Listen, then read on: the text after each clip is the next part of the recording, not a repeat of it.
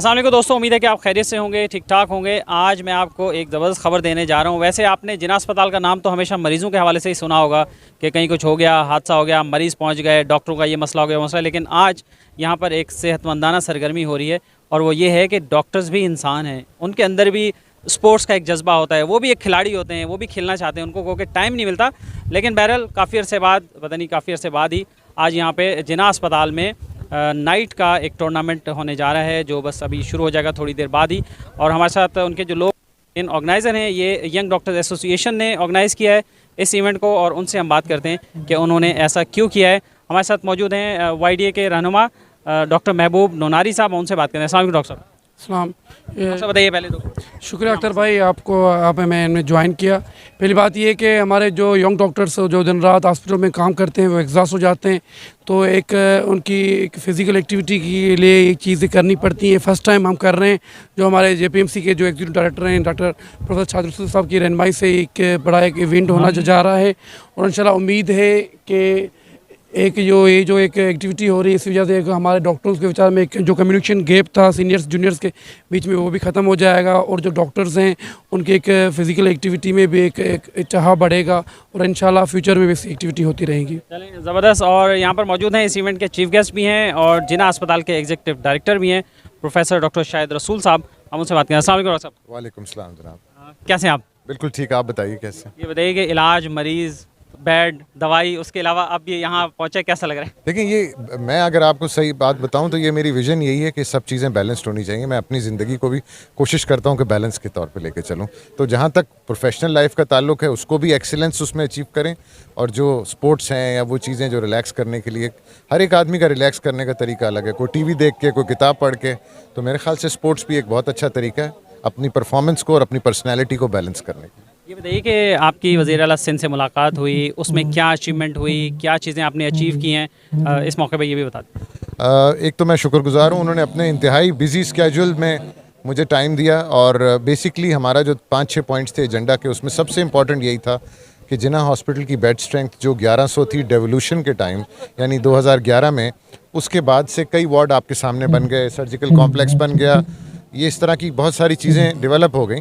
लेकिन हमारी budget book में और ये रिकॉर्ड में ये शामिल नहीं था, तो मैंने उसका कॉम्प्रिहेंसिव एक डॉक्यूमेंट बना के उनसे रिक्वेस्ट की कि सर बजट तो आप बाय बेड देते हैं, पर बेड के हिसाब से, तो बजट आप दे रहे हैं 1100 का, बेड है मेरे पास 2200 है, वो तकरीबन 3.25 अरब के करीब है।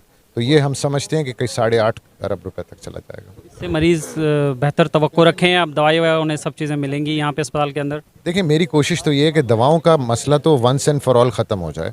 इसमें 2-3 एस्पेक्ट्स हैं इसके। एक तो अवेलेबिलिटी हो, जिसको जो दवा जब चाहिए वो मिलनी चाहिए। उसमें महंगी दवाएं भी हैं, सस्ती भी दवाएं हैं, रैशनली यूज़ करें सबको। नंबर 2, दवाओं की पिलफरेज, चोरी, इसको रोकने के लिए भी कोई तरीका बनाना पड़ेगा, क्योंकि ये अक्सर आपने सुना होगा कि सरकारी अस्पतालों की दवाएं बाहर बिकती हैं या चोरी होती हैं। उसको रोकने के लिए भी हम एफर्ट कर रहे हैं। हम अपना कंप्यूटराइज करना चाहते हैं सिस्टम, इस तरह से कि अगर कोई लॉट या बाहर से मिलता है कोई इंजेक्शन, तो हमें फ़ौरन पता लग जाएगा किसको इशू हुआ था। और नंबर 3 ये कि जो महंगी दवाएँ हैं, जो कैंसर की दवाएँ, इसका भी कोई इस किस्म का सिस्टम, कोई हुकूमत से इस तरह की ग्रांट ली जाए कि कैंसर के जो ट्रीटमेंट में एक्सपेंसिव दवाएं वो भी हम अवेलेबल कर सकें। अस्पताल के मुलाजमीन के बगैर ज़ाहिर है अस्पताल चलाना मुमकिन नहीं है। डॉक्टर्स हैं, पैरामेडिक्स हैं और सपोर्ट स्टाफ है, उनके लिए भी कोई खुशखबरी आ रही है क्या? बिल्कुल जी, एक्चुअली तो ये मुलाजमीन वो हैं जो काफ़ी जिनको एक्सप्लॉइट हुए हैं एक तरह से, इन द सेंस के पिछले 11 साल में कुछ लोगों का ग्रेड ही चेंज नहीं हुआ, और इस हॉस्पिटल की तो रीति है कि कुछ लोग ग्रेड 4 में आए तो 4 में ही रिटायर हो गए 30 साल के बाद। तो दिस वाज रॉन्ग, और इसके ऊपर गवर्नमेंट ऑफ सिंध ने बहुत सारा काम भी कर लिया है, हमने भी किया हुआ है। अभी पहली स्टेज में तो हम नर्सिंग की प्रमोशंस फ़ौरन करा देंगे। वो तकरीबन 300-350 लोग हैं जो कुछ 16 से 17 में जाएंगे और कुछ 17 से 18 में जाएंगे। और उसके अलावा जो है वो नंबर 2 जो बाकी एम्प्लॉयज़ हैं, जिनको आप पैरामेडिक्स कहते हैं, उनकी भी टाइम स्केल प्रमोशन की परमिशन मिल गई है according to the length of the service. मैंने खुद वो दोनों फाइलें रमज़ान की वजह से रोकी हुई थी, बट रमज़ान के बाद मेरी कोशिश होगी कि with in the next 15 days ये दोनों प्रमोशनें हो जाएँ कंप्लीट इंशाल्लाह। बहुत शुक्रिया आपका, थैंक यू। वेनोमेंट नज़र आ रहे हैं, कुछ ही खवातीन नज़र आ रही हैं, उसमें से एक खातून यहाँ पे मौजूद है, उनसे भी कमेंट लेते हैं। आप क्या कहना चाहेंगे इस इवेंट के? मैं ख़ुद गेस्ट हूँ, इनवाइटेड हूँ, और बहुत अच्छी एक्टिविटी है इन डॉक्टर्स के लिए, और मेरे ख्याल से काम के साथ साथ ये एक्टिविटीज़ होनी लाजमी है। थोड़ा सा माइंड थोड़ा सा ना फ्रेश हो जाता है। और अब टीम कैप्टन्स की बारी है, और आप सर अपना तारुफ भी करवाएं, कौन सी टीम को आप हेड करें? मैं डॉक्टर यासिन उमरानी, प्रेसिडेंट वाड़ी सिंध। मैं सर्जरी का कैप्टन हूँ। सबसे पहले तो मैं शुक्रगुजार हूँ अपने डायरेक्टर साहब का। क्रिकेट में तो मैं बाद में बात करूँगा। पहले सर जो है आते हुए सर को मेरे ख्याल में 5 महीने हुए हैं। जो सर ने मसले हल किए हुए हैं, मेरे ख्याल में 11 साल के जो मसले वो पेंडिंग में थे, उसमें हमारे जो डॉक्टर्स की कमी थी या जो स्टाफ की कमी थी, उसमें हमारे 100 डॉक्टर्स का ट्रांसफ़र कराना, 100 पीजीशिप का जो स्लॉट्स बढ़ाए हैं सर ने, मैं सर का शुक्रगुजार हूँ। अभी जो है नया 100 कल की बात है 100 जो है हाउस अफसर के स्लॉट्स भी सर ने मतलब लेके लिए हैं सीएम से डायरेक्ट लाके अपने पर्सनल कोशिशों से। और इसके अलावा जो भी जहाँ भी ज़रूरत थी वो कॉन्ट्रैक्ट पे बेसिस पे जो भी स्टाफ की कमी थी वो भी सर ने पूरी की है। और अभी 695 में ख्याल में पोस्ट्स हैं, वो भी सर ने अप्रूवल कराए हैं। इंशाल्लाह जो भी 11 साल का मसला था, उस टाइम हमारे 1100 बेड के हॉस्पिटल था, अभी जो हमारे 2400 का बेड है हॉस्पिटल है। तो इस वजह से हमें जो स्टाफ की बहुत कमी थी, वो सर जो है अपनी पर्सनल कोशिश करके जितने शायद 5 महीने में काम किया है, वो 11-12 साल में नहीं हो सका है। तो इससे हम ये तवक्को रखें कि आप भी फ्यूचर में स्पोर्ट्समैन स्पिरिट का मुजाहरा करेंगे और ये हड़तालें मुजाहरे वगैरह नहीं होंगे? नहीं, देखें हड़ताल तो हम बिल्कुल मजबूर होकर फिर करते हैं। हम अभी ज़रूरत नहीं पड़ी, जैसे सर आए हमने शायद एक भी हड़ताल नहीं की। क्यों कि हमारे जो मसले हैं, हमारे मसले क्या होते हैं, मेरे पेशेंट्स के जो उसको फैसिलिटी दी जाए, डॉक्टर को जो है उनको फैसिलिटी किया जाए, जो स्टाफ है उनकी कमी पूरी की जाए। सर ने जैसे आए, सर को हमें जो भी डिमांड्स दिए, सर ने हमारी जो डिमांड्स सीएम तक, हेल्थ सेक्रेटरी, हेल्थ मिनिस्टर तक पहुंचाई, और उन्होंने भी हमारी जो भी डिमांड्स थे माशाल्लाह पूरे किए। हम क्यों चाहेंगे कि हम मतलब सर स्ट्राइक करें? हमारे जो पेशेंट हैं, कोई शक्कर से आता है, नवाबशाह से आता है, कंदकोट से आता है, वो सफ़र करें। हम बिल्कुल मजबूर होकर आखिर में जो है इंतहाई कदम उठाते हैं कि भाई स्ट्राइक करें।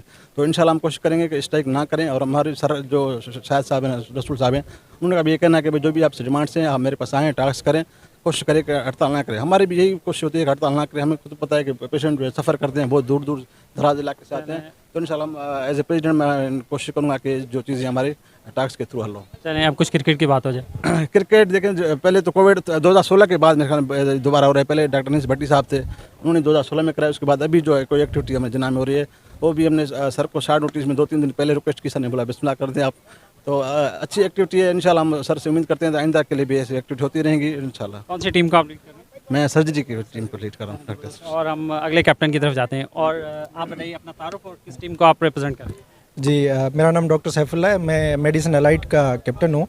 पहले तो मैं अपना जो है हमारे एडी शाहिद रसूल साहब हैं, उनका शुक्रिया अदा करूँगा, क्योंकि कोविड के 2 साल जितने भी हैं, ओवरऑल जितने भी प्रोफेशनल हैं, सारे एक स्ट्रेस लाइफ से गुजरे हैं। तो डॉक्टर सबसे ज़्यादा स्ट्रेस लाइफ से गुजरे थे, क्योंकि उनको ड्यूटीज़ करनी होती थी, पीपीज़, ये सारी चीज़ें कवर्ड, फुली घर वालों से दूर रहना, सारी चीज़ें होने के बाद अब जाके एनसीओसी ने भी ऐलान किया है कि हम स्ट्रेस फ्री, मतलब फुल टाइम फ्री, मास्क के बगैर आप रह सकते हैं। तो उसी के बाद ही हम कुछ ड्यूटीज़ के हवाले से भी फ्री हुए हैं।